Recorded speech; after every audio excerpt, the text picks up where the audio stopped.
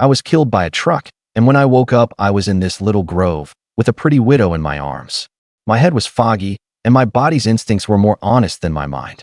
Her name was Hu Xiaochuan, the most beautiful widow in East Hamlet, and supposedly the most chaste one too. And now she was wrapped around me like a vine, panting even harder than me, someone who had already died once. Absurd as it sounds, the original owner of this body was a fool named He Night Cao, big and burly, who had just gotten married the day before yesterday. The fool didn't understand the wedding night, but this pretty widow understood it all too well. Asha, big sister wants to, her cheek rubbed against me, her voice soft as a pool of spring water. I didn't move. My mind was at war. The moment I was sent flying by the crash was still vivid before my eyes. And the next second I was here, in 1955, in a mountain hollow in the north called East Hamlet. According to this timeline, 3 years from now would be the famine, those 3 years when people died. Should I find a way to sneak into the city, get a job, work my way up to a grade 6 worker, then secretly marry 2 wives? No, wait, monogamy was already established. But things could still be done in secret, just like now. Asha, why aren't you talking? Hu Xiaochuan pouted, and her eyes actually reddened a little. I've already thrown away my shame like this. If you dislike me, I'll leave right now. Big sister, pretty. She froze, her face instantly flushing red. She turned her head away, not daring to look at me. Even the tips of her ears looked hot. What bad intentions could a fool possibly have? That was probably what she thought. But I'm not a fool.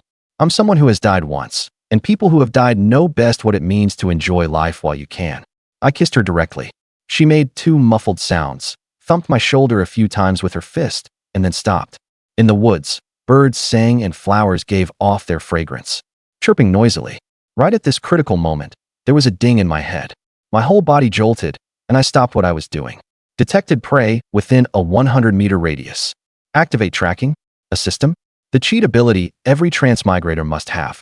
I had spent 500 hours reading novels on Tomato, and finally, it was my turn. Without another thought, I activated tracking with my mind. My body was suddenly drained of strength, as if someone had sucked out all my stamina. At the same time, a compass appeared in my mind, densely covered with red dots. I turned to look toward the foot of the mountain. 3 large red dots were moving this way. It was people from the village, coming up the mountain.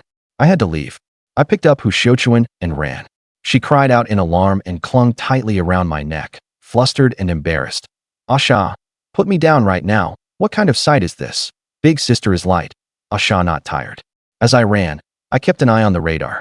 The 3 red dots went in another direction. They were probably hunters from the village heading up the mountain too. Good thing they didn't follow us. Play. Asha wants to play. I grinned. I slowed my pace and set Hu Xiaochuan down. Her legs were so weak she couldn't stand and collapsed straight into my arms. Feebly, she gave me a light punch. Asha, if you do this again next time, big sister won't play with you anymore. She shot me a glare, but the corners of her eyes tilted upward as she bit her lip. By the time I got home that day, it was already evening. Smoke rose from the chimneys of every household in East Hamlet, including mine. From far away, I heard my younger sister, He Xiaoyi's voice. Dad, brother's been out all day. Why isn't he back yet? Nothing could have happened to him, right? Your brother's big and strong. How could he get lost? True enough, if brother got lost, sister-in-law would be a widow. I pushed open the courtyard gate. Xiaoyi was the first to run over. She looked me over from left to right, then suddenly pointed at my neck. Brother got bitten by a bug. My heart skipped a beat. Father, he lounged in his chair and said lazily. I thought it was something serious. What's there to make a fuss about over a bug bite? Xiaoyi tilted her head at me. Brother, why aren't you talking? When the fool used to come home, the first thing he'd do was call for dad, and then call for little sister, all smiles, stressing every repeated word. Eating was called eat, bathing was called bath. I opened my mouth, but I really couldn't do it. So I could only try my best to put on a half-foolish expression and grin, little sister. Xiaoyi let out a sigh of relief and pulled me inside. Just then, a soft voice came from the kitchen. Dad, Xiaoyi, dinner's ready. I looked up. A woman stood there with her head lowered, her hands twisted together, thin to an alarming degree. Liao Xiaoman, my wife. She was 1.7 meters tall, with an oval face, and her features were actually quite good at the base. Except her complexion was waxy yellow, and her arms were so thin they looked as if they could snap with a bend. Whenever she looked at people, she was always timid, not daring to meet their eyes. She had only married into the family yesterday and was still a stranger in this household. On the dinner table were a bowl of dough-drop soup, a plate of dandelion greens, and vegetable frogs. There were yellow steamed buns about half a fist in size, and when I bit into one, it actually had meat filling. Delicious. For this time of year, this meal was a luxury. But it was only because of the wedding that we ate like this for these 2 days. Once the planting was finished, the family would basically be out of grain. In a few more days, we'd probably have to borrow grain and dig up wild herbs to get by. Xiaoyi came over holding a drool cloth, wanting to put it on me.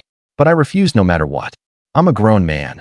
What kind of look is it to have a piece of cloth hanging around my neck? Father, he watched in surprise. Old Gotzi, look at this. Your brother isn't wearing it. He wore it for over a year before, and today he's not wearing it? Hey Xiao. Father, he suddenly stood up, his voice tightening. Have you remembered who hit you? My heart paused. Of course I knew who it was, Lu Ermi. The original owner had caught him having an affair, and was beaten nearly to death, and turned into a fool. But I couldn't say it now. With Father He's temper, if he found out, he'd definitely go after him with a hoe, and then end up sending himself to a labor camp. Not worth it. Revenge had to be taken slowly. There was no rush. I played dumb. Chao wants to bathe. Father He's shoulders slumped, and he slowly sat back down, sighing. Dad will help you wash in a bit. I want wife to wash me. The chopsticks in Liao Xiaoman's hand clattered onto the table. The hot water was ready, and Liao Xiaoman stood there holding a towel, at a complete loss. I took off my clothes and lay down in the tub, exposing the solid muscles of my upper body. She took one look, and her face instantly turned red to the roots of her ears. She quickly lowered her head, not knowing where to put her hands. When I told her to turn around, she turned around. When I told her to lift her leg, she lifted her leg. She didn't say a word the whole time. She kept sneaking glances at me, probably wondering how this fool could be so obedient while bathing. Nothing like a fool at all. Wife, you're peeking at me. She reacted like a cat whose tail had been stepped on, nearly throwing away the towel in her hand. I didn't. Wife, help me scrub. The way she flustered around was so amusing that I couldn't help but laugh. This wife I got for free is pretty cute. Open gift pack? Here it comes. I confirmed with my mind. Obtained marksman skill. Within a 60-meter range, every shot hits its mark. Obtained 1,000 cubic meter storage space. I shot up out of the water with a splash, sending water all over the floor. Liao Xiaoman was so startled she stumbled back 2 steps, her face turning pale and her eyes instantly reddening, thinking she had somehow upset the fool. I let out a deep breath, so excited I could hardly contain myself. 1,000 cubic meters of space, 200 square meters wide and 5 meters high.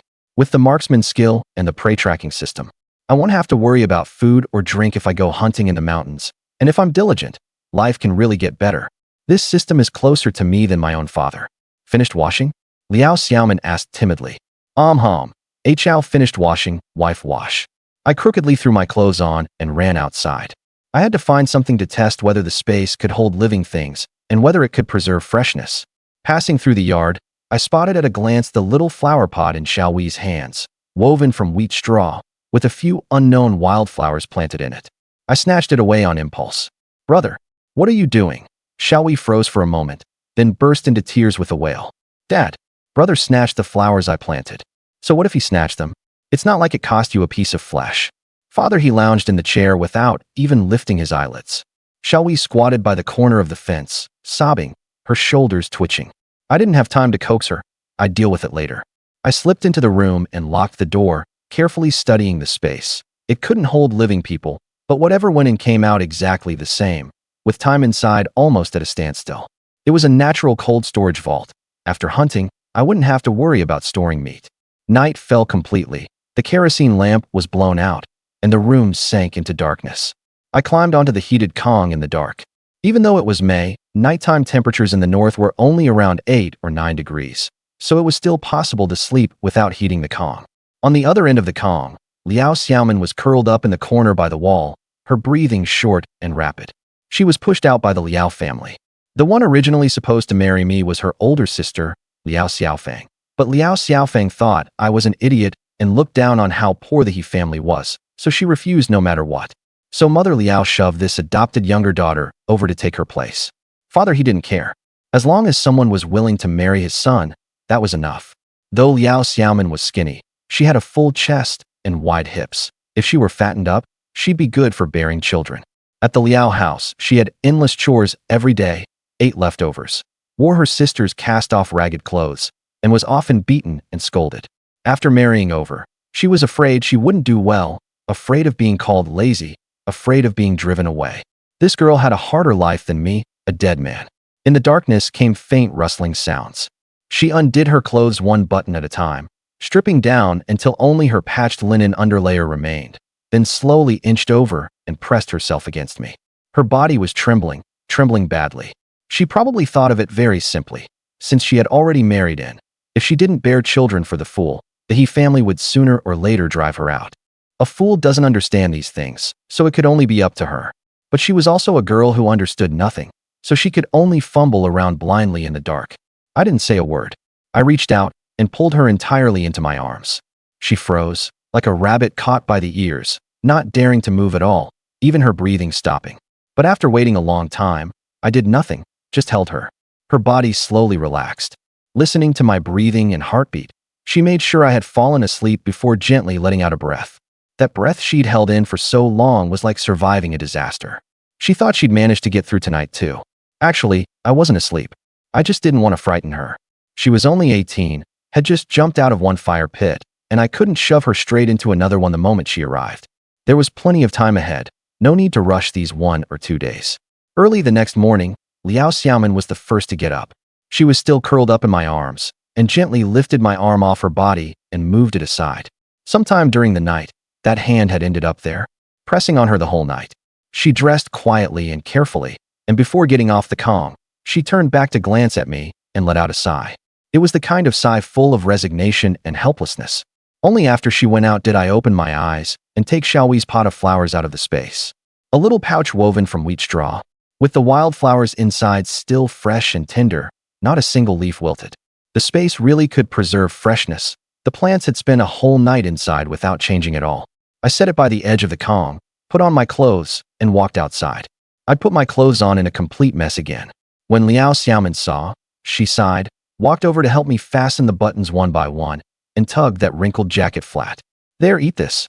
She stuffed the biggest Wowatu into my hand, while she took the smallest one for herself and nibbled it in tiny bites. Xiaoyi was still thinking about her flowers, pouting as she complained to Father He. Father He was carrying his farm tools and about to head out to work, and before leaving he repeatedly warned me, "Hey Xiao, don't cause trouble, don't go up the mountain, and don't let a widow trick you into bringing her home." I nodded. After he walked far away, I turned around and picked up a burlap sack. "Bro, where are you going now?" Xiaoyi chased me to the courtyard gate. "Going out for a walk." "Damn a mountain. The same hill as last time with Hu Xiuquan." The wild greens at the foot of the mountain had long since been picked clean by the people in the village, so if you wanted to find anything, you could only go deeper in. I kept prey tracking on the whole way, and my stamina drained quickly, but I felt at ease, because every living thing within 100 meters around me was perfectly clear. An hour later, near a rocky river, I heard the rush of water. There was a big red dot on the radar, very close.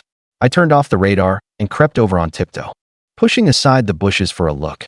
It wasn't an animal, but a woman bathing. The mountain stream in May was ice cold to the bone. She stood there in waist-deep water, her back to me, spine taut and straight, muscle lines clearly defined, skin so white it seemed to glow. Droplets of water ran down along the line of her waist.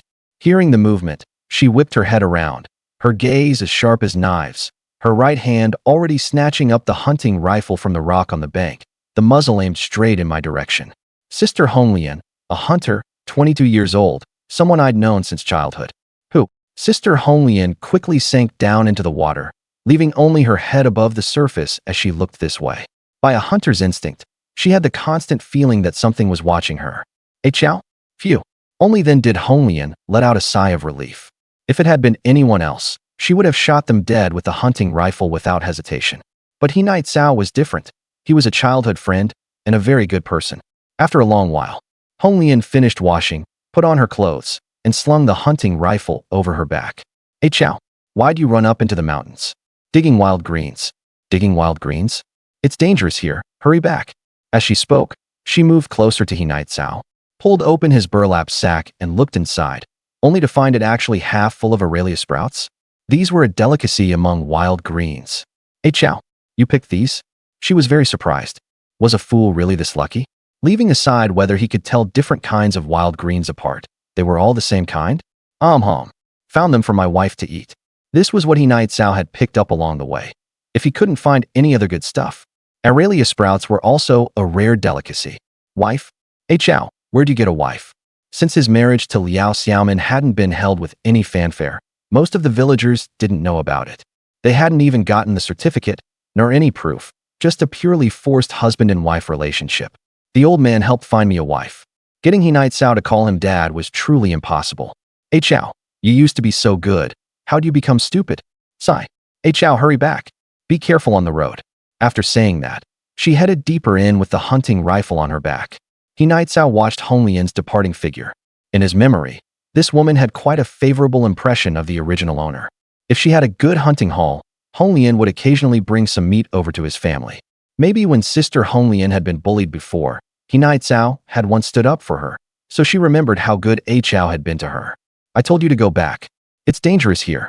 After walking for quite a while, Hong Lian realized A Chow was still following her. She was going hunting, not out for fun.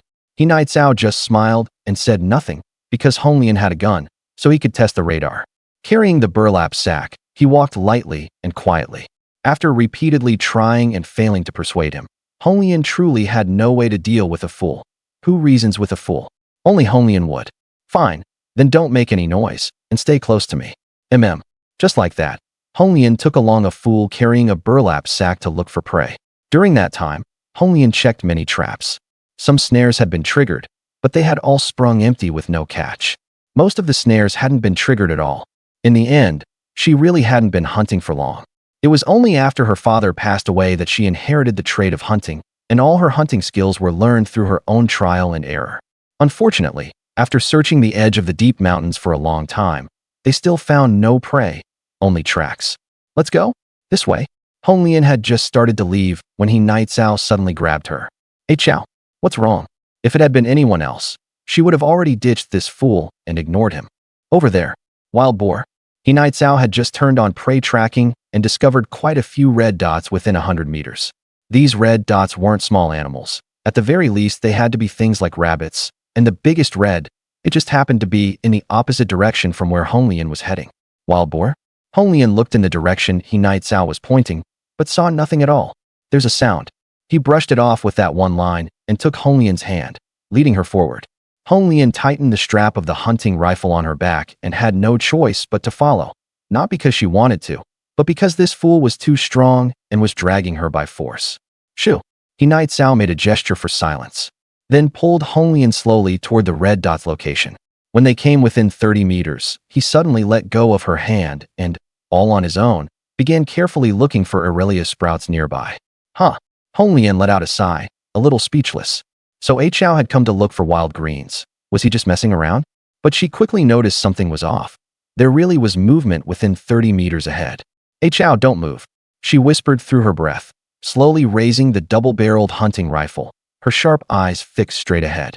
Up ahead, beneath the sparse, lush green leaves, 2 roe deer were hidden. With their white heart-shaped butts, they were grazing while still glancing around. They had clearly looked this way, yet after twitching their ears as if nothing was wrong, they went back to eating grass. Phew! Hong Lian took a deep breath. His eyes narrowed, the barrel shifted ever so slightly for adjustment, while the butt of the gun pressed hard against his shoulder.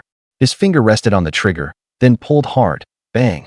As Hong Lian's body jolted, the silly roe deer grazing up ahead suddenly staggered, its legs kicking wildly as it tried to run. But unfortunately for it, the shot had hit its neck, and after stumbling 3 or 4 meters, it collapsed to the ground and began convulsing. Hit! Hong Lian looked at He Night Cao, her face full of excitement. Hey Chow, you're practically my lucky star. With her arm over his shoulder, Hong Lian quickened her pace toward the silly roe deer. He Night Cao felt she was deliberately using her chest to bump into him, but he didn't mind in the least. It had to be said, this little lady's marksmanship was genuinely good. Swish! Hong Lian immediately took out a small knife to bleed the silly roe deer. Hey Chow, a hunted animal has to be bled first, otherwise the gamey smell will be very strong. Whether A Chow could understand or not, she kept chatting cheerfully with the fool while dressing the silly roe deer. Dressing it meant opening up its belly, starting the cut from the spot of the third eye down to the lower jaw. Then came handling the offal, the innards. Among them, the liver and heart were considered good offal. When people say heart and liver, that's the precious heart and liver. After that came the stomach, which was usually kept, You just had to clean out what was inside. Next were the intestines, which were usually thrown away directly, or buried in the ground, or hung on a tree. The lungs were also unwanted, not much use. But Hong Lian still took them, planning to bring them back for others to eat so they wouldn't go to waste. Hey Chow, find some dry grass. Oh. Dry grass was used to wipe away the remaining blood inside the carcass. If time was tight, this step could be skipped, or the animal could even be taken away directly. The last step was skinning, and the hide could be sold for money. It had to be skinned while still warm, otherwise once it cooled down it would be hard to handle. He Nightowl helped while listening carefully. So hunting involved so many tricks, and butchering alone was a technical skill. Of course, dragging it back whole was also fine. It just wouldn't taste as good and wouldn't be as easy to process. Usually, an adult silly roe deer could grow to at most around 50.80 gene.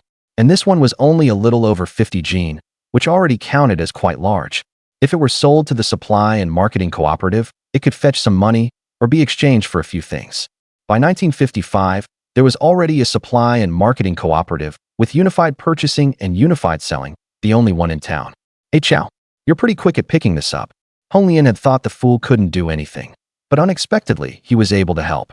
Most importantly, though this prey had been hit by accident, it still counted as He Nightow's contribution. Hee. Sister Hong Lian is pretty. He Nightowl replied at random. That bright, sunny smile of his seemed almost magical, and Hong Lian couldn't help taking another look. Tap. One of her bloodied hands landed on the fool's shoulder. Hey Chow, if only you weren't stupid. Hong Lian forced out a smile, a trace of barely noticeable regret in her eyes. The thought flashed by, and she suddenly stood up. Hey Chow, let's head back. The longer they stayed at the butchering site, the more dangerous it became, because there were plenty of wild beasts in the mountains and they might attract trouble. Hong Lian threaded the silly roe deer onto a wooden pole, with Hong Lian in front and He Nightowl behind. In fact, one person could have carried it alone. The two of them were mostly just participating together. Since they had gone up the mountain, Hong Lian hadn't worn much, and from behind, He Nightowl kept admiring her back. Perky, big, and her figure was great too. Her skin just wasn't quite fair enough. Aside from that, everything else was very nice. The two chatted and laughed all the way down, acting silly and making Hong Lian giggle nonstop. She had never realized before that this fool could actually chat. He seemed not quite so foolish anymore. When they reached the mountainside, they ran into the Zhao Dashan brothers. Sister Hong Lian? Fool, you actually caught prey? Zhao Dashan was about the same height and build as He Nightowl. He stepped forward and took a look.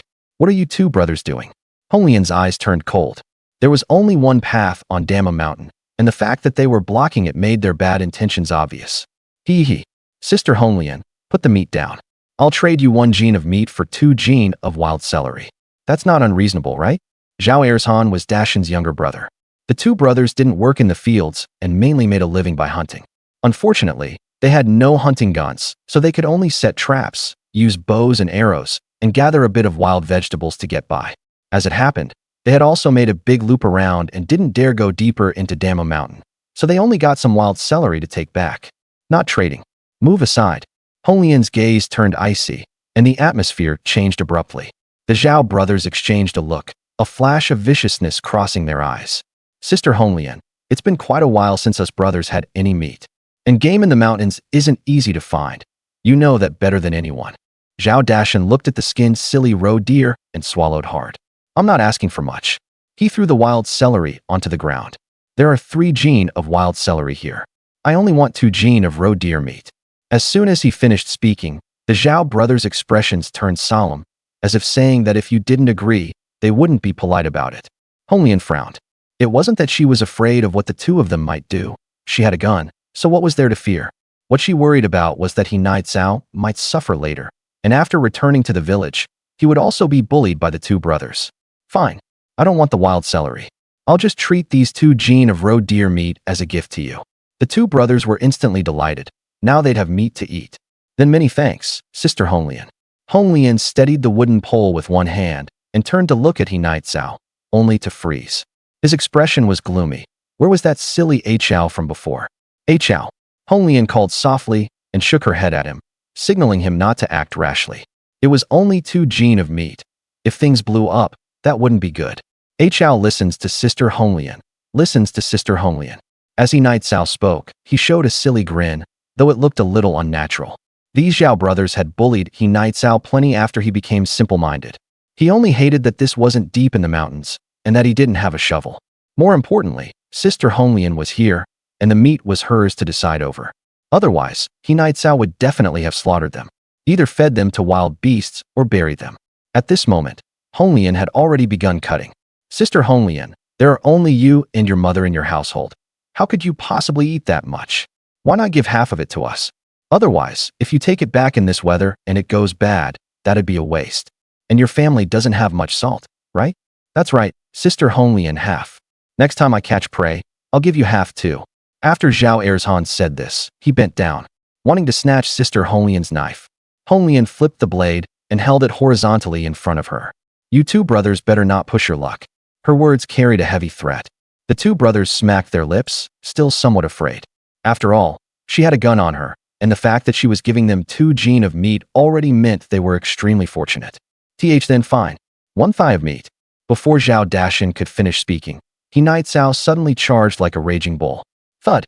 He slammed Zhao Dashan straight off into the ravine, the grass and small branches rustling loudly.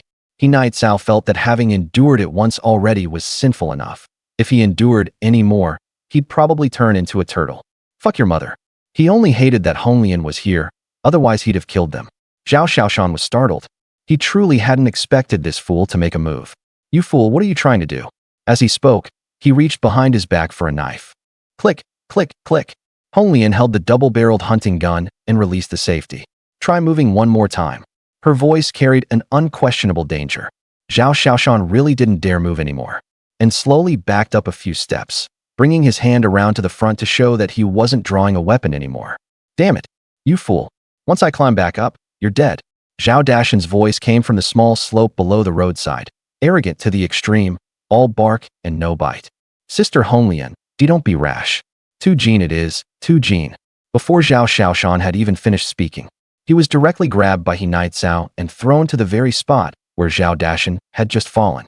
Oh, you fool, just wait. Zhao Xiaoshan kept shouting nonstop. I'll kill you.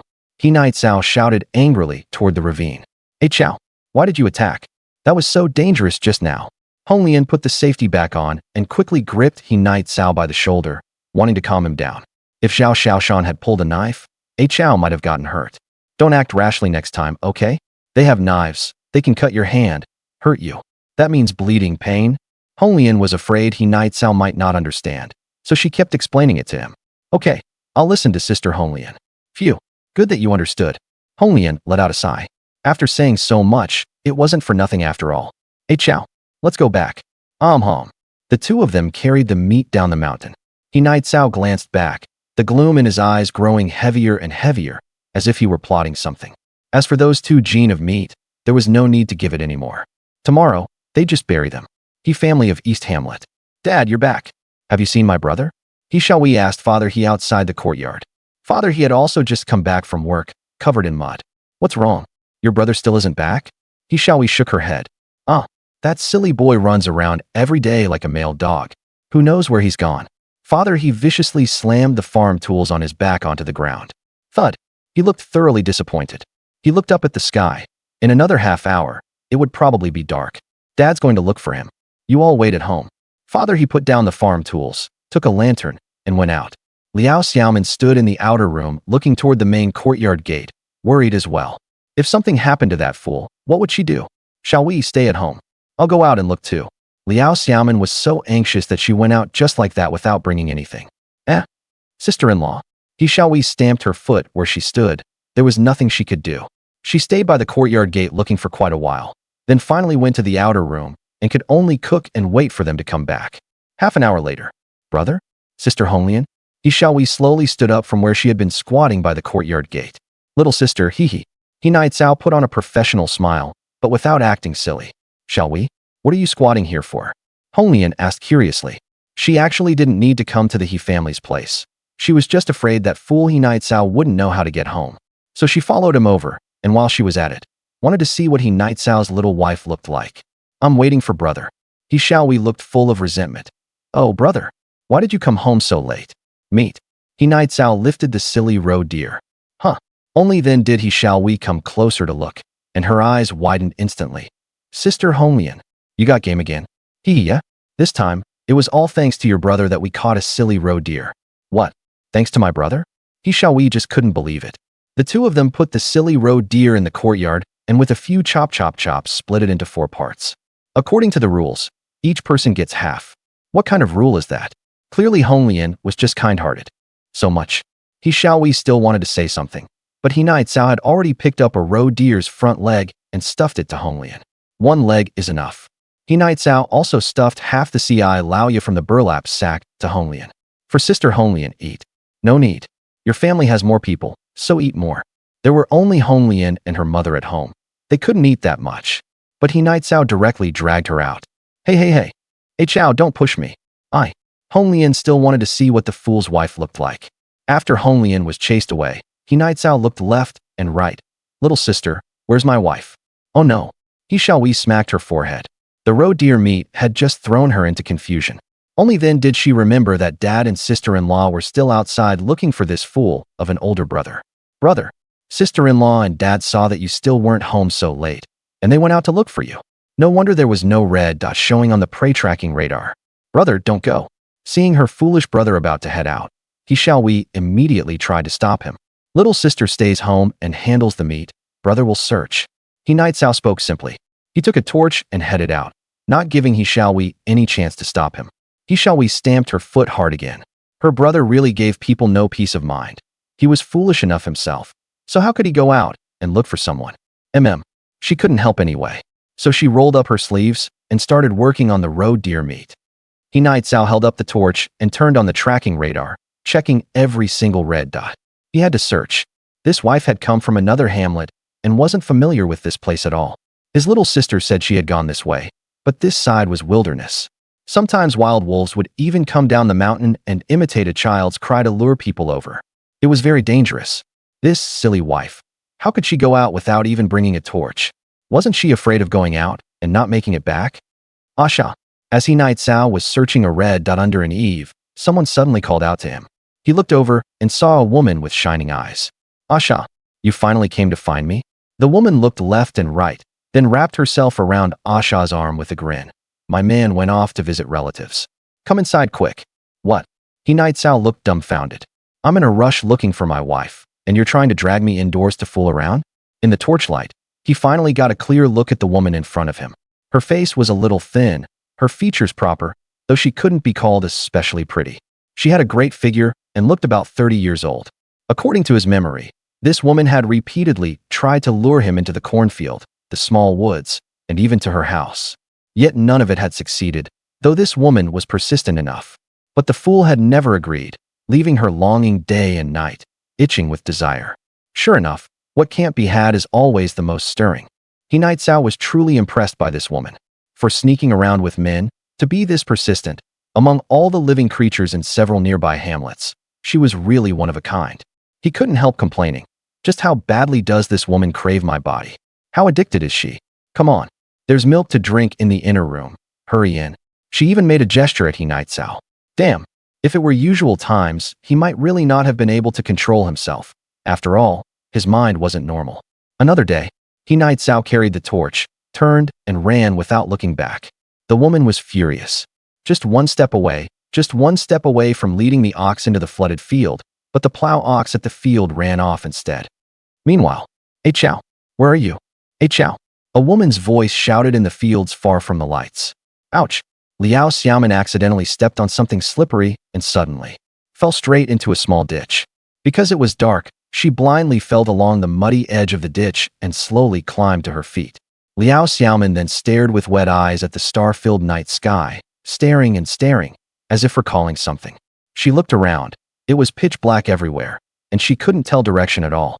Hey Chao, where are you? Liao Xiaoman's voice trembled, as if she might burst into tears at any moment. As if the darkness wasn't enough, from time to time there were terrifying bird cries. Before long, with a smack, she fell again. However, this time she didn't get up, letting the icy water soak her body.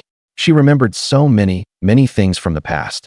In that instant, she felt that none of this had any meaning anymore. Family affection, husband, enough food and warm clothes. None of it mattered anymore. Liao Xiaoman slowly closed her eyes until the water covered her ears and the icy water flowed over her whole body. At this moment, it was as if she were the only person in the entire world. Her world had never been this quiet before. Who? She let out a long breath of stale air. So relaxed. Wife. Who knew how long had passed? Had she started hearing things? Someone was calling her wife? The voice was getting closer and closer, yet also seemed far away. Light? In the endless darkness, Liao Xiaoman suddenly saw a beam of light. She was very curious. Why was there light? She slowly opened her eyes, and the scene before her made her pupils suddenly contract, as if she had been frightened. It was a torch. She suddenly arched up from the small ditch. Splash! As the water splashed off her body, the torch was also extinguished. Sizzle! A wisp of charred smoke rose from the torch and gradually disappeared into the endless night. Who? Huh? In the stillness filled with insect chirps and bird calls, only Liao Xiaoman's rapid breathing could be heard as she gasped for air. Just then, a familiar yet unfamiliar voice sounded at her side. Wife. The voice was very soft, very gentle, very careful, as if afraid of startling the listener. Wife? It took Liao Xiaoman several seconds to come back to her senses, going from fright to confusion. Before she could finish speaking, He Nightsao pulled her into his arms, gently rubbing her soaked back, as if comforting her. Wife, don't be afraid. Hearing these words, Liao Xiaoman, her whole body trembled. Her nose stung. She closed her eyes, wrapped her arms around him, and her body quivered softly with sobs. He Nightsao gently rubbed her back. His wife was the kind of girl who didn't even dare cry out loud. Sob, sob, sob. She kept crying and crying, as if venting all the grievances in her heart. After a long while, when he saw that Liao Xiaoman seemed to have stopped crying, He Nightsao turned around and carried her on his back. Hey Chao, put me down. I can walk by myself. Wife, be good. Liao Xiaoman was a little shy. She reached up to wipe her tears and said timidly, It'd be so embarrassing if someone saw us. Wife, you're so heavy. Tap. Liao Xiaoman landed a light punch on He Nightsao's shoulder and complained coquettishly, You're the heavy one. As she spoke, she let out 2 soft chuckles, as if she was laughing, and as if she was crying. The atmosphere gradually became lighter without anyone noticing. Wife's crying again. I am not. The way Liao Xiaoman spoke now was like an 18-year-old child making excuses. In the pitch-black fields, she gazed at the faint light leaking from the houses ahead. This was a world far removed from the crowd. She suddenly felt so envious of He Nightsao. He didn't have to think about anything and had no worries at all. If only she could be like him. Carefree. How wonderful that would be. Oh, Chao, put me down. When they were almost at the doorstep, Liao Xiaoman finally couldn't hold it anymore and struggled on his back. When they passed the village road, she kept her head buried in He Nightsao's back and didn't dare look at all. Fortunately, hardly anyone saw them. But now that they were home, she absolutely couldn't let He Dad and Xiaowei see. Brother? Sister-in-law? He Xiaowei had already chopped up the roe deer meat, but she didn't know how to cook meat. She could do the other things, so she waited outside in the yard. Sister-in-law, where did you find my brother? As He Xiaowei spoke, she reached out and linked arms with her, not even listening to what kind of question she was asking. Why are your clothes wet? She turned her head to look at her brother. Brother, was it you? She thought her brother had bullied her sister-in-law. Xiaowei, I'm fine. Liao Xiaoman felt a little embarrassed. She couldn't exactly say she'd fallen into a puddle and that A Chao had carried her all the way back, could she? How could she possibly say that out loud? Wife bathe. Knowing his wife was thin-skinned, He Nightsao quickly told her to go wash up. He Xiaowei scratched her head, unable to put her finger on what felt off. After casually chatting with her brother for a couple of sentences, she glanced outside the yard and suddenly said, Brother, have you seen Dad? He Nightsao shook his head. Old man, it's fine. He really couldn't bring himself to call him Dad. It felt weird. So he'd better just call him Old Man. What fool would argue with a fool over calling his own dad Old Man? Brother, why are you calling Dad Old Man? Call him Dad. He Xiaowei was exactly that fool who insisted on it, still nagging away. He Nightsao immediately reached out and pinched her puffed-up cheeks. She got angry at once, shouting that she'd never speak to her brother again. Wife, let's bathe together. He Nightsao wasn't embarrassed at all. Seeing Liao Xiaoman carrying a bucket, he hurried over to help. Damn, you don't realize it until it's mentioned, and then it's a real shock. This wooden bucket had to weigh at least 20 jin, right? Who would have thought this skinny wife had so much strength? Hey Chao, why you wash first? Even though Liao Xiaoman had helped bathe him once before, she still couldn't get used to it. But then He Xiaowei suddenly said, My brother doesn't know how to wash himself. That's right, Before this, he dad had always helped him bathe. Then, alright. Liao Xiaoman seemed to resign herself to it. Since he dad was a particular man, he had specially fenced off a tall enclosure in the yard for peeing and bathing. By the time he Night Cao finished washing, Liao Xiaoman hadn't even taken off her clothes yet. After the water was drawn, he Night Cao didn't stand on ceremony and stripped completely bare. It was a little cold, and that made Liao Xiaoman lower her head in embarrassment, not daring to look at all. She held the gourd dipper and scooped water, not even knowing where she was splashing it. He also knew his wife was shy, so he came out right after washing. If he stayed any longer, she probably wouldn't dare bathe even if she caught a cold. By the time Liao Xiaoman came out after bathing, it was already 8 o'clock at night, and he dad still hadn't returned. Sister-in-law, look. He Xiaowei carried a huge plate of roe deer meat over to Liao Xiaoman, who looked slightly surprised. Only then did she learn from Xiaowei that it had been brought back from the mountain by a woman named Honglian together with A Chao. Wow, it smells so good. He Xiaowei took a deep sniff of the aroma of the roe deer meat. It had been far too long since she'd had a big mouthful of meat. Even all the stuffing from yesterday's stuffed toad dish didn't add up to 2 liang of meat. And here was a whole roe deer leg weighing 6 or 7 jin, enough for several meals. Even after the dishes were ready, he dad still hadn't returned. He Night Cao couldn't help but wonder whether something had happened to this cheap old man of his. I'll go look for the old man. He made a torch and went out through the yard gate. No matter what, he had to go out and look for him. After a while, yo, isn't this the big fool? Where are you going so late at night? Following the red dots on the radar, he Night Cao had just started searching when someone suddenly called out to him. That voice, that tone, sounded a bit familiar. When he got closer, it was Lu Ermi. The very same Lu Ermi whom he Night Cao had caught having an affair, and who had then ambushed him when he wasn't paying attention and beaten him into a fool. What are you doing with a torch so late at night? Don't tell me you're going to steal something. Lu Ermi was tall and skinny, with a face asking to be punched. Before he could finish speaking, he Night Cao swung a firewood chopper and hacked straight at him. He Night Cao brought it down right at his head without the slightest hesitation. Lu Ermi was startled. This fool really was a madman. Whoosh. Lu Ermi quickly twisted aside to dodge, and the blade hit his arm. Luckily his clothes were thick enough, or it would have cut straight into the flesh. You mother. He immediately backed away, clutching his arm, then turned and ran, cursing as he fled. You big fool. Just you wait.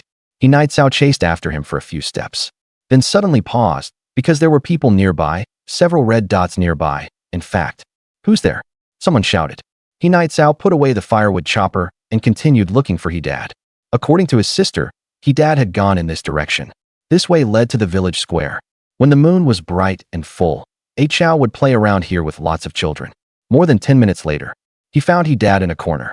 But he dad was lying on the ground, seemingly asleep. When the torch was brought closer, he saw blood on he dad's head, and the bloodstains on the ground had already dried. Hey, old man. Seeing that he was still breathing but unresponsive, he hurriedly hoisted he dad onto his back and headed home. Although he dad was 1.8 meters tall, he was very thin, probably not even 120 jin. He didn't know why he dad was injured. It could have been from a fall, or maybe he'd been beaten. Clearly, the former wasn't very convincing. They could only wait until he dad woke up to know for sure. If even he dad himself didn't know, then it would be really hard to guess who did it. Because country people could be very strange. Sometimes they'd hold a grudge over some trivial, baseless little matter, or even attack you simply because they couldn't stand seeing you doing well. By the time he Night Cao got home, it was already 9 at night. By this hour, people had already gone to bed early, and there was almost no one out and about in the village. Brother, what's wrong with dad? He Xiaowei and Liao Xiaoman hurried out to look. Your dad is hurt. Get inside first. Huh, where is he hurt? He Night Cao wasn't paying attention for a moment and spoke very properly. Fortunately, the two women were too nervous at the time to think much of it. He Night Cao laid he dad on the Kong, then clumsily treated his wound. He thought to himself that he had to find a chance to stop being foolish, otherwise acting all day long was just too exhausting. Before long, the wound was taken care of.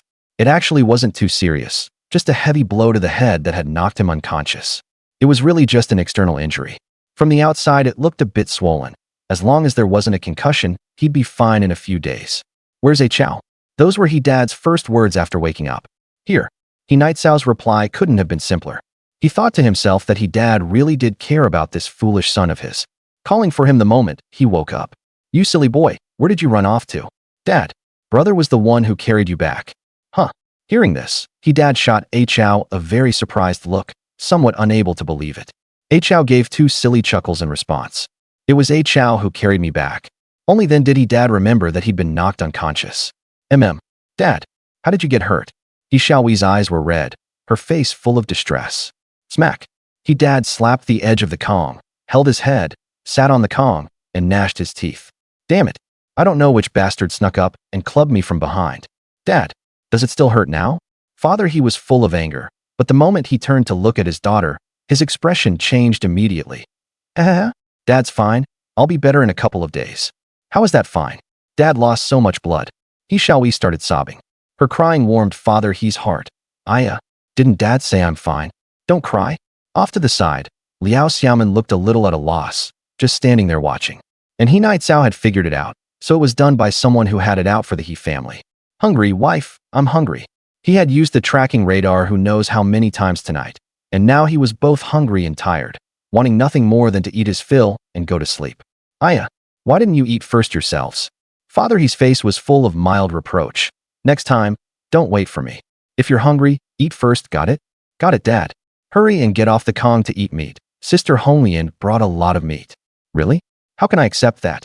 Didn't I tell you that next time if you see Honglian bringing meat over, you should turn it down? Father He felt a little embarrassed. They'd already accepted meat from her several times, while his own family had only given her some wild vegetables. How could he still have the nerve to take more meat? Sister Honglian said our brother gets a share too. He Xiaoyi led Father He to the dining table, and when he opened it and looked, Father He was instantly stunned. What did you just say? I said our brother gets a share too. This roe deer was hunted by brother and sister Honglian together. Father He looked at his own silly son. He can hunt too? It was probably just because Honglian was kind-hearted that she gave it to them. Hunt together? As if he believed that. But there was something else he cared about even more.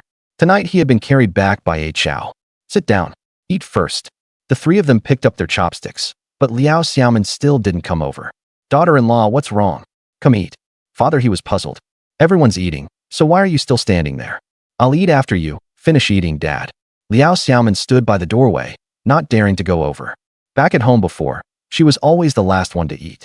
And eating meat was out of the question. Just a little oily broth was enough to satisfy her. Hearing what Liao Xiaoman said, the few of them all fell silent for a few seconds. How much suffering had this child been through? Seeing this, Xiaoyi quickly stood up and wanted to pull her sister-in-law over. But A Chow suddenly pressed her down. Wife, eat meat. A Chow got up, took her by the hand to the table, and firmly pressed Liao Xiaoman into a chair. Wife, eat. He Nightsao even picked up a piece of meat for his wife. A fatty piece. Liao Xiaoman looked at the meat in her bowl, then at the fool, then at Father He, and then at Xiaoyi. There was no disgust in their eyes, nor any meanness. More than anything, there was heartache for her. She had never received treatment like this before. During the 2 days after the wedding, Liao Xiaoman hadn't dared sit at the table to eat either, saying she was shy, and they had believed it. So it wasn't shyness at all, it was fear and habit. One could only imagine what kind of life Liao Xiaoman had lived before. Daughter-in-law, our family may be poor, but we're one family. If there's food, we all eat together. If we're hungry, we're all hungry together. As long as you don't dislike our family for being poor and don't dislike my silly son. Here, this piece is fatty enough, lots of oil. Father He also picked up a piece of meat for Liao Xiaoman. Biting her lower lip, Liao Xiaoman tried to hold back her tears, but they broke free from their cage on their own. Sister-in-law, this is tasty too. He Xiaoyi picked up a stalk of thorn sprout for her. Liao Xiaoman gave a soft response, so quiet that if you weren't close, you wouldn't hear it at all. It was only because she had never felt the love of family before. She was a little at a loss, not knowing how to respond to them. She slowly lowered her head, doing her utmost to hold back her tears. Daughter-in-law, if you don't eat, the food will get cold. That's right, sister-in-law. You stewed this roe deer meat yourself, and it's really delicious. Liao Xiaoman nodded heavily, hom. A few seconds passed, and no one moved their chopsticks. They were all waiting for her. And she was taking deep breaths, trying her best to regain her composure. But unexpectedly, He Nightsao suddenly said, Wife's crying face is so ugly. Ha ha ha. Father He suddenly laughed, and He Xiaoyi didn't know whether to laugh or cry as she shot her brother a fierce glare. She thought to herself, sister-in-law is already like this, and you're still making fun of her. Brother really is silly. With He Nightsao making such a fuss, Liao Xiaoman suddenly remembered how, when the fool had carried her back earlier, He had teased her the same way. At once, she couldn't help but let out two chuckling sounds through her tears. He Night Cao teased her a few more times, and Liao Xiaoman couldn't help but swing a light punch at him. Because of A Chao's little interruption, the atmosphere suddenly became much more relaxed. Come on, come on. You must all be starving, right? Dig in. Let's eat. Only after glaring at He Night Cao did Liao Xiaoman pick up her chopsticks. She didn't know why, but whenever she saw A Chao, she felt a little like laughing and a little annoyed. Dad, brother stole my fatty meat. Aya, isn't there some more? Silly little sister. Humph. After dinner, hurry up and give me back my little flower. This family was living in perfect harmony. Tonight was the happiest meal Liao Xiaoman had ever had in her life. After dinner, father he stopped He Night Cao. Hey Chao, come here for a moment. I want my wife. He Night Cao ignored him. Father he wanted to call him back. But He Night Cao slipped into the room in a flash, giving him no chance to ask any questions. He always felt that his silly son seemed a little different these past 2 days, but he couldn't quite put his finger on what was off. It just felt like he wasn't quite so silly anymore. He Night Cao returned to the room. Hey Chao, Liao Xiaoman called out. Wife, sleep. He could hug his wife to sleep again. He Night Cao slipped onto the Kong in a flash and, very naturally, wrapped his arms around Liao Xiaoman from behind. A wife picked up for free really is nice. The instant she was hugged, Liao Xiaoman's whole body stiffened, like a startled little chick. She had already tried very hard to persuade herself, to make herself accept A Chao. But when it came to the crucial moment, there was still a hurdle in her heart. After struggling for a while, she mustered up her courage and slowly turned around, already mentally prepared for everything. She brought her lips close to He Night Cao's, and He Night Cao didn't hold back, kissing her directly. MMPH. Liao Xiaoman struggled hard, her body instinctively resisting. Perhaps she still wasn't ready. He Night Cao couldn't very well continue. How would that be any different from rape? He slowly let go, but still held Liao Xiaoman as they slept. Better let her get used to it first. Early the next morning, He Night Cao was the first to wake up. He really had been exhausted yesterday, even more tired than when fighting Hu Ziyuliu, and had fallen asleep the moment he lay down. He wanted to raise his hand, but his arm was pinned down and a little numb. Looking down from above, he saw Liao Xiaoman curled up in his arms. Under the covers, she was wearing only a patched homespun garment. Homespun cloth, handmade coarse fabric, rough and durable. It was tattered beyond belief. Who knew how many generations it had been passed down through? The key thing was that it was uncomfortable to wear. If he had money, he'd buy her 2 pieces of underwear. Curious, he leaned in a little closer, thinking, my wife is so skinny, so how did she grow them this big? They were normal big, not ridiculously big. In this era, some girls of 10 or 11 still went out bare-chested because clothes were too precious and also because they hadn't developed yet. In some families, several people shared a single piece of clothing, no joke at all. As he kept looking, he didn't notice at all that Liao Xiaoman had already woken up. After quite a while longer, she really couldn't withstand A Chao's burning gaze, and her face turned red beyond belief. Hey Chao, can it be tonight? He Night Cao glanced to the side, and only then realized that his little wife was already blushing furiously. Wife's blushing face, pretty. He smiled faintly. Hearing that, Liao Xiaoman immediately buried her head in his chest, not daring to make a sound, embarrassed beyond measure. He Night Cao smiled faintly. Girls in this era really are nice. They're so shy. I'm getting up first. He called out, and then walked out the door. If he stayed any longer, his wife might keep her head buried until noon and never get off the Kong. He Night Cao went to the fenced area outside the courtyard and peed for more than a full minute, and after finishing, he suddenly thought of the things in his storage space. So he took out the flower pot. The plant in it seemed to have withered quite a bit and looked listless. It seemed things couldn't be planted inside. Then he took out a bowl of hot water from the space. It's very hot. He Night Cao almost dropped the bowl, but luckily he put it back into the storage space in time.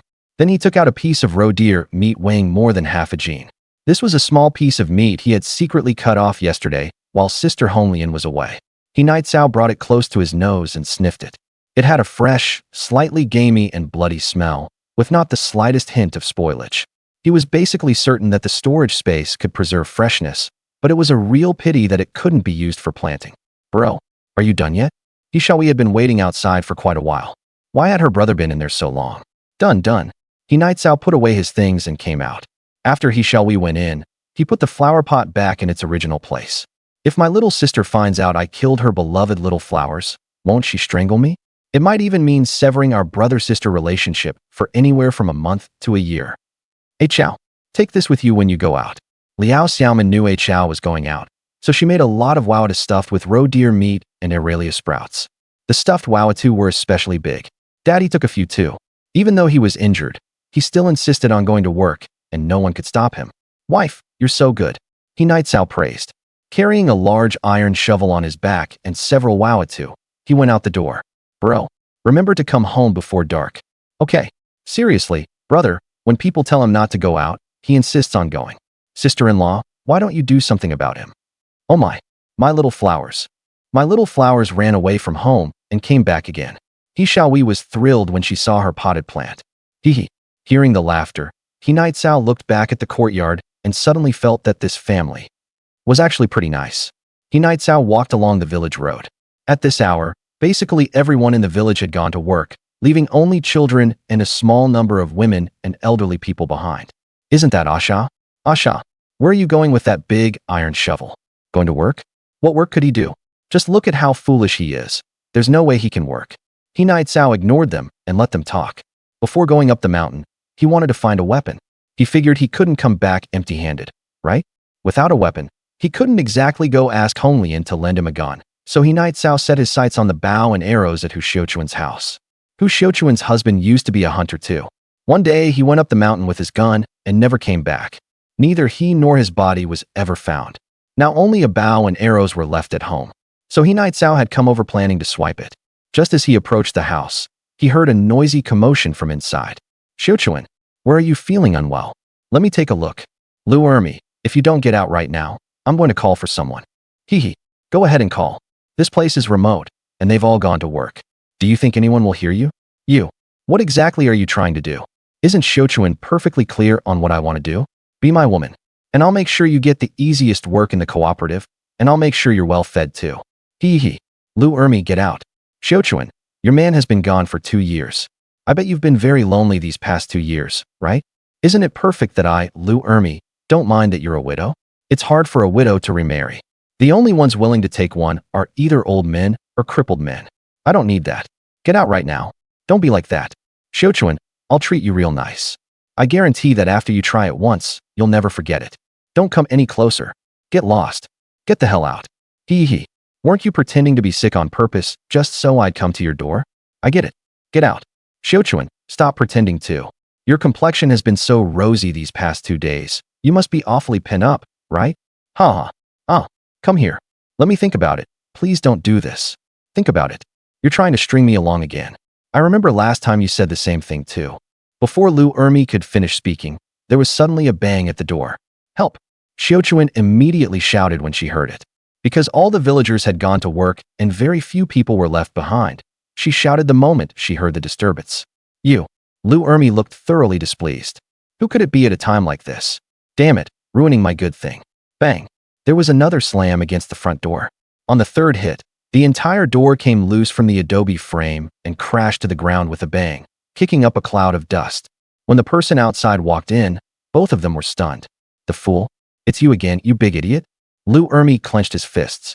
He had never in a million years imagined that the one crashing through the door would be a fool. Damn it. Asha. Hu Xiuquan was both shocked and delighted.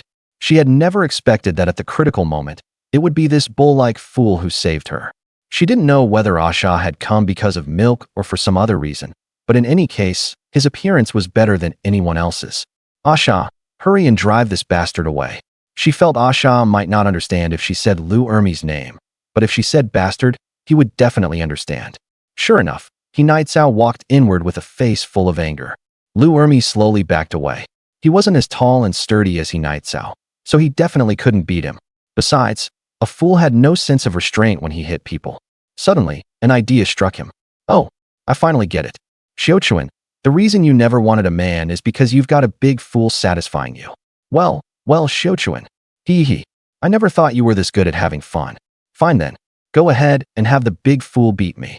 I'll make sure the whole village knows that you're fooling around with a big fool. I'll make you lose all face and become infamous. At those words, Hu Xiuquan froze. She really was afraid. She thought, how does Lu Ermi know about me and the fool? No, he must just be guessing wildly.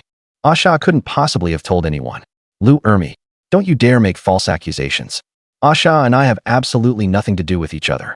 If you keep spreading rumors like this, I'll go to the brigade leader and tell him about your dereliction of duty and your thieving. Relying on his status as the production team's squad leader, Lu Ermi had done plenty of shady things, like stealing grain to take home and fixing special meals for himself. Humph. Fine. Then go ahead. Who's afraid of whom? At worst, I'll just become a deputy squad leader. Even if not, I'll still be a full laborer. It'll be no big deal for me. Lu Ermi changed his tone and said with a grin, but you're different, Hu Xiaochuan. When the time comes, people will say Hu Xiaochuan is a slut who'll sleep with even a fool. Huh. The more he talked, the more excited he got, feeling this was a great reason to threaten Hu Xiaochuan. But, as long as you, Hu Xiaochuan, agree to be my woman, not only will you keep your reputation, you'll also have enough to eat and nice clothes to wear. What do you say? Hu Xiaochuan's face was full of panic. Whether it was being slandered or becoming Lu Ermi's woman, she couldn't accept either. Lu Ermi, I'd rather die than agree to you, so you can give up on that idea. As she spoke, tears slid from her eyes, and it seemed she had made some kind of decision in her heart. Fine, then I'm leaving. We'll see about this. Right now, Lu Ermi only wanted to get out of there as fast as possible. Who cared whether she agreed or wanted to die? There was still an unreasonable fool here.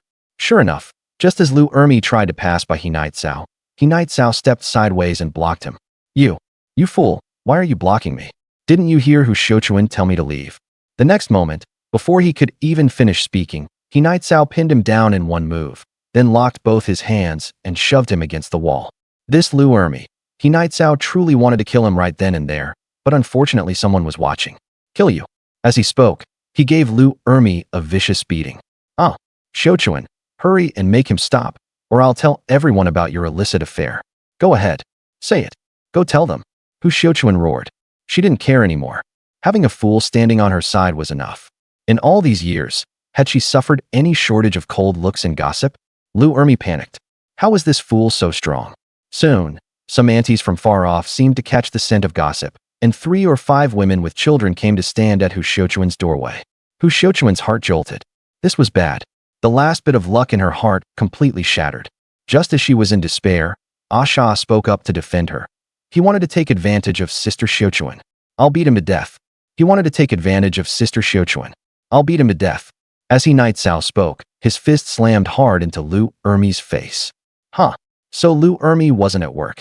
He'd actually come looking for Hu Xiaochuan? TSK. I'd heard long ago that Lu Ermi liked Xiaochuan, but she absolutely refused him. Who would have thought he'd resort to force? This Lu Ermi really isn't human. Hu Xiaochuan's crying from the inner room could be heard clearly outside the door.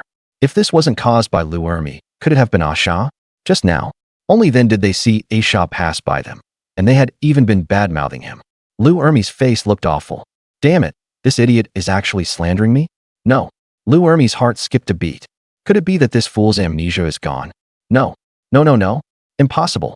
If a hot-blooded young man had recovered his memory, how could he possibly hold back from going all out? Still pretending to be stupid? Thinking of this, his gaze grew even more vicious. You force my hand. He suddenly exerted force, breaking slightly free at once, and immediately roared. Don't believe what the fool says, everyone. Everyone knows I like Hu Xiaochuan. But Hu Xiaochuan seduced the fool, and I caught them doing that dirty deed together. Then Hu Xiaochuan had the fool beat me and threatened me not to tell anyone about their filthy affairs. I really can't stand it anymore. Come on, beat me to death. As soon as these words came out, the crowd was utterly shocked. So there was such a thing after all. What a huge bombshell today. Lu Ermi, you're talking nonsense. You're making false accusations. Boo-hoo. Hu Xiaochuan had been struck right at the truth and panicked completely. It was true that she had an illicit affair with Asha, but she had never expected Lu Ermi's wild fabrication to hit the mark. I'm talking nonsense. Then why would you rather fool around with the idiot than be with me? Lu Ermi dragged Hu Xiaochuan's thoughts deeper into the mire. Because Lu Ermi had hit the truth, Hu Xiaochuan's mind went completely blank. Bang! At that moment, He Nightzao threw a punch at Lu Ermi. He threatened Sister Xiaochuan. Hearing Asha's words, Hu Xiaochuan was suddenly pulled back to her senses. Lu Ermi wanted me to be his woman. I refused, so he started getting handsy with me. Later, Asha happened to pass by and hear it, so he rammed the door open and came in to save me. The crowd looked at the fallen door on the ground, and it really did seem to be the case. It was because Lu Ermi saw Aisha hit him that he started throwing mud at us.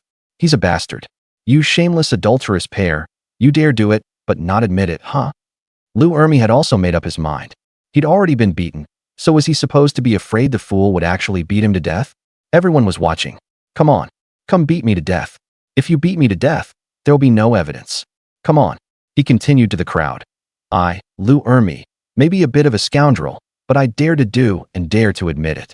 I do like Hu Xiuquan, and it's true that I wanted to take advantage of her. But every word I just said is also true. Hu Xiuquan is a slut who seduced the fool and even had an illicit affair with him. If I'm lying, may heaven strike me dead by thunder, and may I die a miserable death. Lu Ermi was all in.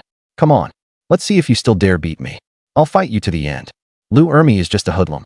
How can anyone believe what he says? If it's about swearing an oath, I can do that too. Hu Xiuquan's whole heart was in chaos. If word of what happened between her and Aisha got out, then even if the two of them really were innocent, in the end it would still become something unclear. Not to mention that she really had been involved with the fool. I, Hu Xiuquan, swear to heaven. Just then, someone suddenly walked out from the crowd. It was the women's director. Xiuquan, what's going on?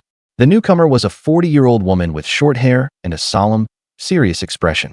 Her name was Lu Damei, Lu Ermi's elder sister. Seeing her, Hu Xiuquan's heart sank by half. After all, they were brother and sister, family. Big sister, you came at the right time. Shut up. I told you to shut up. Lu Damei slowly walked into the inner room and lightly patted He Nightsao on the shoulder, signaling him to let go and stop hitting Lu Ermi. But He Nightsao simply refused to let go and even punched him several more times. The latter spat blood and crossed his hands over his face. Lu Damei couldn't do anything about him either.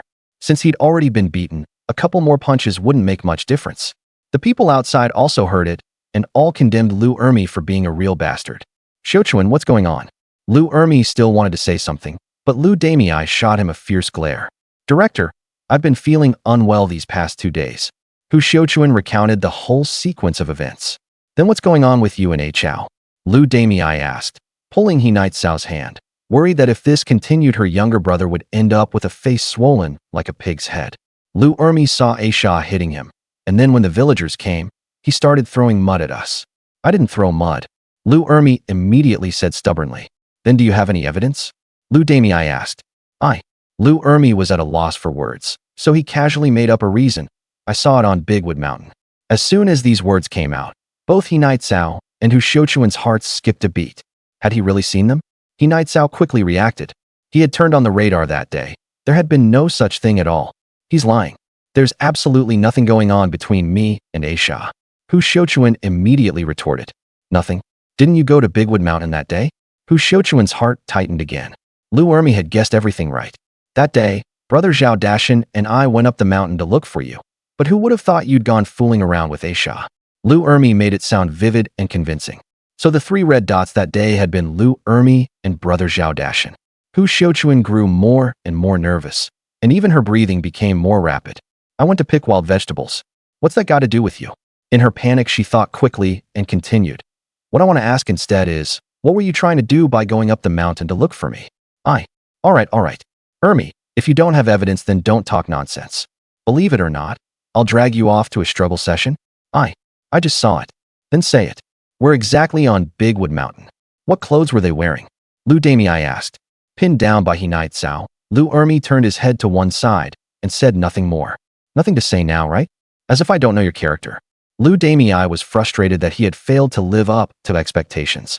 To put it bluntly, what business is it of yours what other people do? Say something. Besides, they're innocent and spotless. After what you said, if everyone spreads it around, how is Xiuquan supposed to go on living? Lu Damei called out to everyone. Don't embellish today's matter and spread nonsense. If I hear anyone talking nonsense, I'll seize her and drag her to a struggle session. All right, everyone disperse. Director, thank you. Hu Xiuquan got off the Kong and grabbed Lu Damei's hand, deeply grateful. Don't mention it. My brother is just like that. Don't take it to heart. Lu Damei sighed. I guarantee he absolutely won't trouble you again. Hu Xiuquan responded. Chao, let go of the bad guy first, okay? He already knows he was wrong. However, He Nightsao remained unmoved. You big idiot, get off me now. Lu Ermi shouted loudly, his face bruised and swollen, his mouth full of blood. Bang! He Night Sao hit him viciously. No one could stop him. "Ah, big sister, save me." Yet Lu Damei stood there without moving. She knew A Chao a little. As long as the fool thought something was wrong, not even his father could stop him. "What are you yelling for? Why don't you hurry up and apologize to Xiuquan?" "Apologize? Pa, even if you beat me to death, I won't apologize." 1 minute later. "Who Xiuquan? I'm sorry. I shouldn't have slandered you. I was wrong." Lu Ermi ultimately gave in. He Night Sao's punches hurt like hell. After a few seconds of silence, Lu Damei hurriedly tried to smooth things over. All right. It was all a misunderstanding. A Chao, let him go first." When He Night Sao got up, he still gave him a hard kick, making the other man spit blood, and 2 of his teeth were knocked crooked. Lu Damei hurriedly helped Lu Ermi limp out the door. No matter what, he was still her younger brother. Once outside, Lu Ermi suddenly shook Lu Damei off. "Let go. In 2 days, I'm going to kill that fool." "Nonsense." Lu Damei looked left and right before stepping closer and saying softly, "If you keep making trouble like this, what if A Chao suddenly stops being a fool? Let's see how you clean that up then." Back then, she knew about how Lu Ermi had been caught by He Night Sao sleeping around, and later how her younger brother had beaten him into a fool. She felt she owed A Chao, but her younger brother was still her own flesh and blood. I just can't swallow this anger." Lu Ermi held 2 teeth in his hand, and even his nose was crooked. "You beat him, stupid, and he should just swallow that anger? If A Chao recovers, he might very well be the first to kill you." Lu Damei snorted in frustration that he had failed to live up to expectations. "If you keep this up, sooner or later you'll die in a pile of women. I've said my piece. You'd better behave yourself." After saying that, she tossed a stick to her younger brother and left directly. Left behind, Lu Ermi was covered in injuries, his face gloomy. He cursed, "Damn it. Even after being beaten, stupid, you're still going against me. Huh? Fine. Last time I didn't manage to kill your dad. Just you wait." After saying that, he hobbled away from the place of trouble, leaning on the stick. Inside the mud brick house. "Asha, are you okay?" Hu Xiuquan held Asha's arm, signaling him not to go out. She was worried he would rush out and beat Lu Ermi to death, and that would be a huge disaster. But with this kind of physical contact, if the two hadn't been overly intimate before, it would be hard to do something like this to someone they weren't really related to. He Night Sao withdrew his gaze and gently reached out to wipe away her tears, his movements tender. "Ashai." Seeing that things were fine, Hu Xiuquan gently tried to push He Night Sao away, but before she could, she was suddenly pulled into his arms. "Don't." Hu Xiuquan sighed inwardly. That day on Dama Mountain, she shouldn't have been like that with Asha. "Asha, don't." He Night Sao's hands rubbed along Hu Xiuquan's back, seeming to comfort her. As they held each other, after 10 minutes, it seemed he was getting a bit worked up. Now this was just great. Asha wanted it again. She had been mentally prepared for this, but she hadn't expected this day to come so soon, nor in this place, and she certainly hadn't expected something like today to happen. She was somewhat worried. After all, such a thing had happened. "Ah, Asha, wait." Hu Xiuquan pushed He Night Sao away, straightened her clothes, and then closed the room door. But the front gate couldn't be shut. A Chao had broken it. "Asha, don't move. I'll help you." Hu Xiuquan blushed. It was her first time doing this kind of thing, and she truly felt a bit embarrassed. He Night Sao didn't have any other hobbies. He only liked this. 1 hour later. "Sister, here you go." He Night Sao hitched up his pants, tied his waistband, and only then handed the raw deer meat wrapped in paper that had been hanging on him to Hu Xiuquan. He had wrapped it up on the way here to avoid exposing the storage space. This meat. Asha, where did you get it?" Hu Xiuquan's eyes widened slightly. She hadn't eaten meat in 3 months. "There's more at home. Sister, take it." Looking at the simple-minded fool, Hu Xiuquan felt a strange sense of emotion in her heart. She hadn't expected that the one treating her well would actually be a fool. Over all these years, very few people had helped her, and even when they did, they all had their own motives. "Asha, I can't take this meat. You should take it back for your family to eat." Hu Xiuquan pushed the meat back. "Sister won't take it?" As He Night Sao spoke, he started climbing onto the Kong. I'll take it. I'll take it, okay?" Hu Xiuquan really had no way to deal with him, and quickly took the meat. "Asha, thank you." He Night Sao waved his hand to show there was no need to thank him. This kind of thing should be left to men, just like what happened earlier. Creak. He Night Sao closed the room door. Hu Xiuquan went to rest, while he slipped into the storage shed. Sure enough, there was a bow here, and 5 arrows beside it. These arrows were not easy to make, and could be reused repeatedly. The arrowheads were iron, the shafts were birch, and the fletching was made from the feathers of a domestic goose's wings. This bow was relatively simple as well, also made of birch and not difficult to use. Not a bad haul, one piece of meat traded for a bow. He slung the bow and arrows over his back and walked to the courtyard gate, propping up the gate that had fallen to the ground. He didn't have time to fix it today. It would have to wait for another day. Right now, he had to head up the mountain and see if he could get some game to improve the family's meals. Before long, He Nightsao had already arrived on Dama Mountain. Buzz. The tracking radar activated, though with some difficulty, simply because he had used it too many times earlier in Hu Xiuquan's room. Otherwise, how would he have dared let Hu Xiuquan work on him for a whole hour? And he had also used it occasionally along the way. Very soon, at the position of the red dot on the radar, He Nightsao spotted a wild rabbit. But unfortunately, the rabbit darted away in a flash and disappeared. This kind of wild rabbit is extremely agile. Forget drawing a bow. Even a hunting rifle might not be able to hit it smoothly. As for the Zhao Dashan brothers, He Nightsao was still looking for them, to see if he could kill them today. He had even prepared a shovel. If he saw them in the lower hills, he'd bury them there. If he saw them deeper in, he'd dump the bodies. Caw-caw. Just then, a bird call made He Nightsao perk up his ears, and the sound was coming from the nearby bushes. He approached lightly and saw a very beautiful pheasant, commonly known as a wild chicken. There was also a female beside it, looking a bit plain. Us men still look better. An adult male pheasant can reach 1.5 kilograms and a length of 80 centimeters, including the tail feathers, but the one before him seemed a bit smaller, probably only around 70 centimeters and about 1.2 kilograms. It looks big from the outside, but it's actually very light.